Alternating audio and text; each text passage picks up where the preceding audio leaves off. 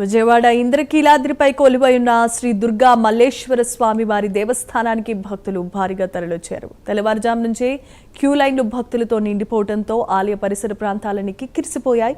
భక్తుల రద్దీని దృష్టిలో పెట్టుకుని అంతరాలయ దర్శనాలను అధికారులు తాత్కాలికంగా నిలిపివేసి సాధారణ దర్శనాలు వేగవంతం చేశారు.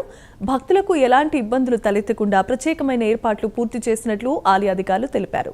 విజయవాడ దుర్గమ్మ దేవస్థానంలో భక్తుల రద్దీ పరిస్థితిపై మరింత సమాచారాన్ని మా ప్రతినిధి లక్ష్మి అందిస్తారు.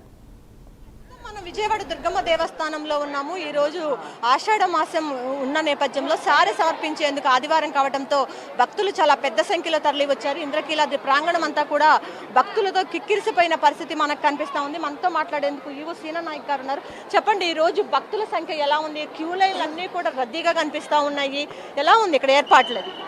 అమ్మ కనకదుర్గమ్మ తల్లి వారి దగ్గర భక్తులు, సామాన్య భక్తులు, జడ్జెస్, మన ప్రెస్ ప్రతినిధులు ఎవరు వచ్చినా అందరికీ కూడా ఎవరికి ఎలా ట్రీట్ చేయాలో అలా ట్రీట్ చేసుకుంటూ కూడా అమ్మవారి దర్శనము, మంచిగా లడ్డు ప్రసాదము, అన్న ప్రసాదము, ఉచిత ప్రసాదము, క్యూ లైన్లు అన్నీ కూడా ప్రయత్నం చేస్తున్నాం.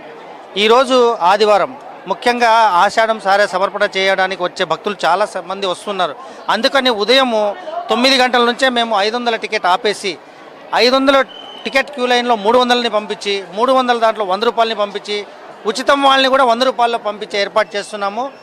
ఈ యొక్క భక్తుల సంఖ్య పెరిగితే మొత్తం అన్ని క్యూ లైన్లు కూడా మొత్తం ఫ్రీ ఉచితంగా చేసి ముందు వచ్చిన భక్తులకి మంచి దర్శనం, మంచిగా ఇక్కడ దర్శనం జరగాలనే ఉద్దేశంతోనే ఆన్ ది స్పాట్ ఇక్కడ ఉండే మా డిప్యూటీ ఎగ్జిక్యూటివ్ ఆఫీసర్ కానీ, అసిస్టెంట్ కమిషనర్ కానీ, మా ఏఈఓస్ కానీ ఎక్కడికక్కడ ఎప్పటికప్పుడు డెసిషన్ తీసుకోమని చెప్పేసి నేను చెప్పడం జరిగింది.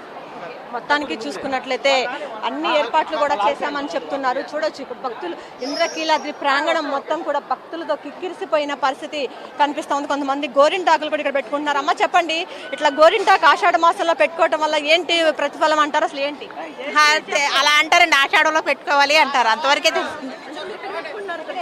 అమ్మవారికి చూపించారు, అమ్మవారు చూపించిన వాళ్ళని వీళ్ళందరూ అడిగారని పెడుతున్నానండి, అంతేనండి. చూడొచ్చు, అందరూ కూడా ఆషాఢ మాసంలో అమ్మవారికి చూపించి ఇలా గోరింటాకులు కూడా పెట్టుకుంటూ ఉన్నారు. చిన్న పిల్లల నుంచి పెద్దవాళ్ళ వరకు కూడా అందరూ ఇలా ఆషాఢ మాసంలో గోరింటాకు పెట్టుకుంటే మంచిది, పెళ్లిగా నాళ్ళు పెట్టుకుంటే మంచి మొగుడు వస్తారంటారు. అదే పెళ్ళైన నాళ్ళు పెట్టుకుంటే వాళ్ళ ఐదోతనం అనేది నిండు నూరేళ్ళు క్షేమంగా ఉంటుందని నమ్ముతూ ఉంటారు. సో చూడొచ్చు, కొంతమంది చీర సారీలు కూడా తీసుకొస్తున్నారు. అమ్మ ఎక్కడి నుంచి వచ్చారు? ఏమన్నా మొక్కుకున్నారా ఏంటి చెప్పండి? ఆషాఢంలో సారిస్తాం ప్రతిసారి, అందుకే ఈ ఆషాఢంలో వచ్చాము. చూడొచ్చు, ప్రతి ఒక్కళ్ళు కూడా చీర, సార ఇవన్నీ తీసుకుని వస్తూ ఉన్నారు.